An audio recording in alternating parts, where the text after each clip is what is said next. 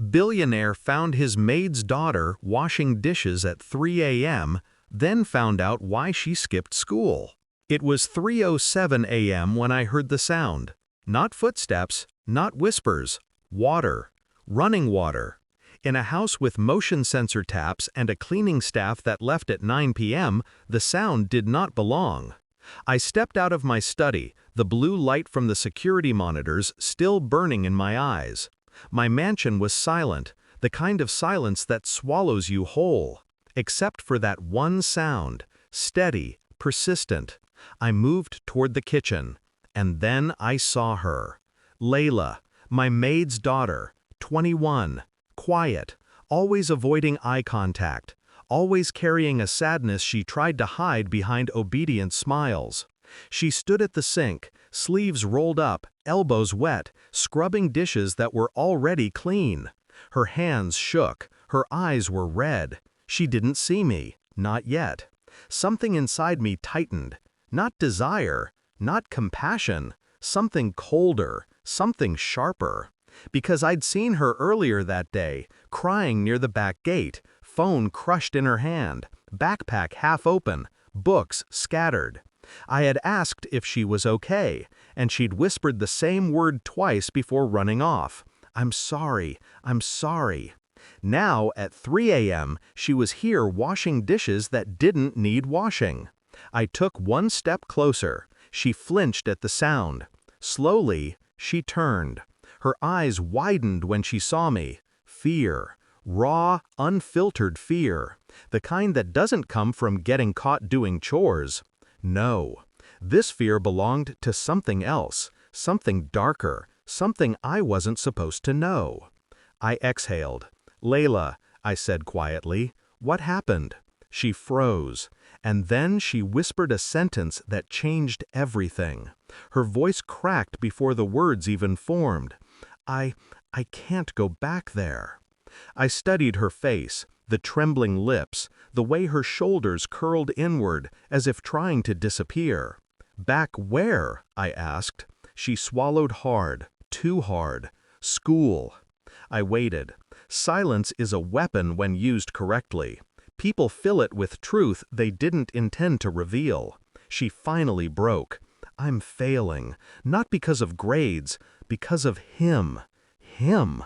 The word tasted suspicious, heavy, loaded. Who is him? I asked.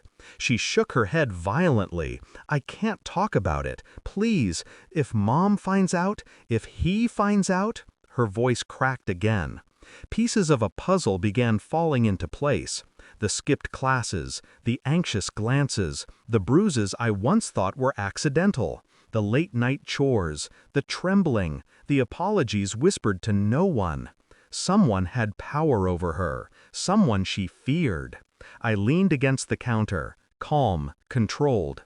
Did your mother know you weren't at school today? A soft, broken no. And why dishes at 3 a.m.? Her breath hitched. I promised her I'd help more so she wouldn't ask questions. I had to stay awake. I had to look busy. Her eyes met mine for half a second, then darted away. She was hiding something big. Not a lie, a truth that terrified her. You're legally an adult, Layla, I said.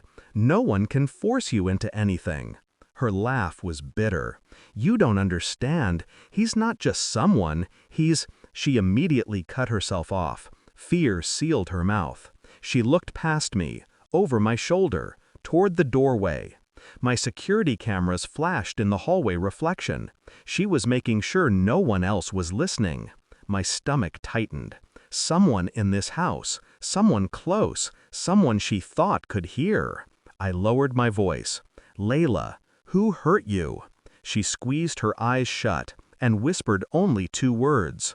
My teacher. After she said it, the house seemed to inhale. His teacher, a man entrusted with shaping her future. Instead, he was shaping her nightmares. Explain, I said softly. Her hands gripped the edge of the sink, knuckles white. He blackmails me. Her voice shook. "He told me if I didn't do what he wanted, he would fail me, ruin my scholarship, tell people things that aren't true." I understood immediately. Emotional manipulation, predatory control, fear disguised as authority. "How long?" I asked. She blinked fast. "A year. A year. A full year of silence, fear, and lies." My jaw tightened, but my voice stayed calm, controlled, ice over fire. "And your mother?" "She thinks I'm clumsy, tired, stressed. She works from sunrise to midnight. I didn't want to be her problem." She wasn't just a girl washing dishes. She was drowning quietly while everyone looked away. But why me? Why confess to me, a billionaire she barely knew? Because I was awake. Because I asked. Because her fear finally needed somewhere to go. I stepped back from the counter. "Layla, look at me." Slowly, reluctantly, she did. "The man who did this to you, did he hurt anyone else?" A nod. Tiny. Terrified. "Yes." "And the school?" "They protect him." "Of course. Power protects itself." I inhaled deeply, letting the anger settle into cold clarity. Information first, action later. Always. "Layla," I said, "I need his name." She hesitated. Tears gathered. Her voice was barely sound. "Mr. Calder." I didn't react, not externally, but inside, a door slammed open. Calder, a name I knew. A man who once applied for a position on my company's education board. A man I had rejected because something in his eyes felt off. Now I had proof. Not paperwork, not rumor. A trembling girl standing in my kitchen at 3 a.m., too afraid to go back to school. I straightened. "Go to the guest room," I said. "Sleep." She shook her head. "I can't sleep." "You will tonight." "Why?" My voice turned quieter, sharper. "Because I'm going to handle this." Fear flashed across her face. Not of me, but of what might come next. "Don't," she whispered. "He'll hurt you too." I let out a soft, humorless breath. "No, Layla, he won't." Morning arrived with a cold sky and sharper intentions. I spent hours gathering everything.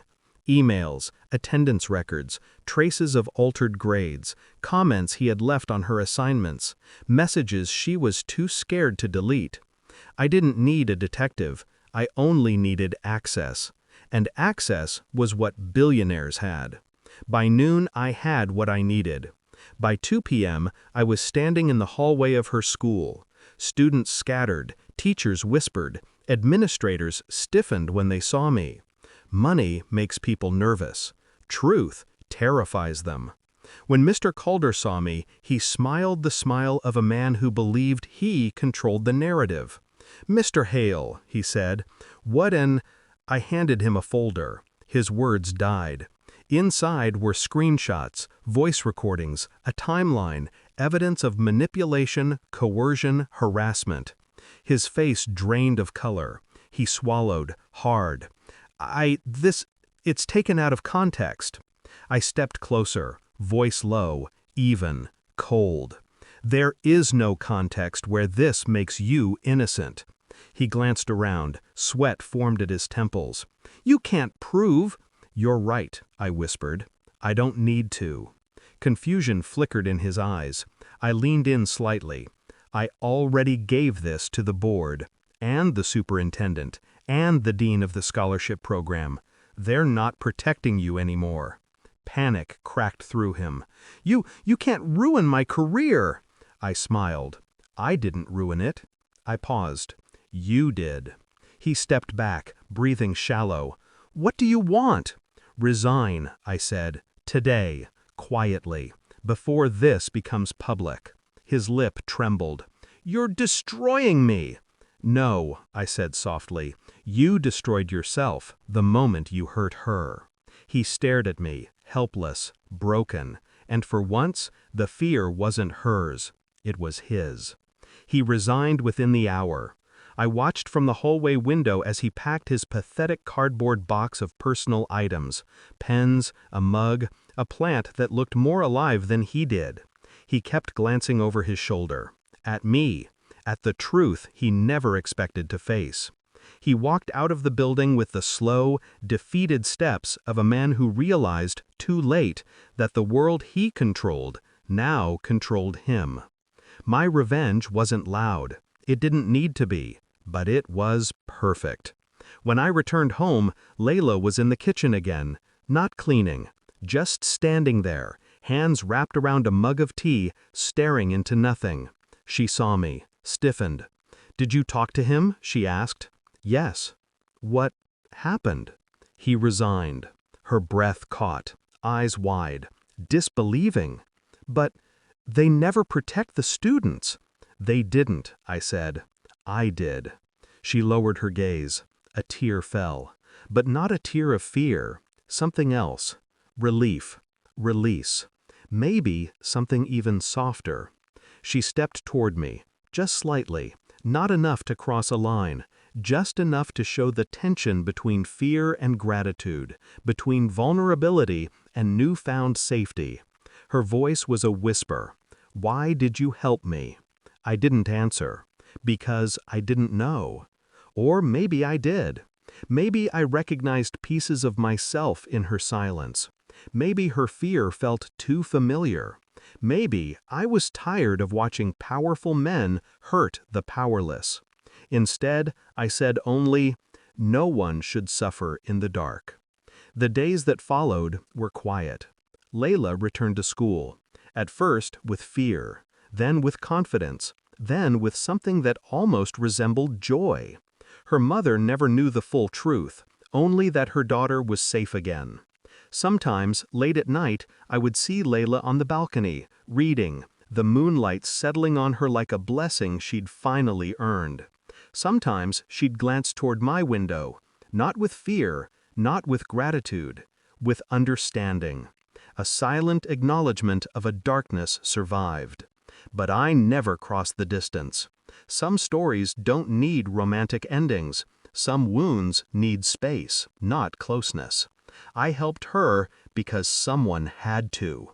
Because silence is where monsters grow. Because power is useless if not used to protect those without it. One evening, as I watched her walk through the garden, her laughter soft and new, I realized something. She had healed, and I had changed. Not softened, not warmed, just sharpened. Less naive, more aware. The world had its teeth out, but so did I. And as I turned away from the window, leaving the moment behind, one thought settled deep and final in my mind. Some people are saved by love. She was saved by truth. And sometimes that's stronger. How could you do this?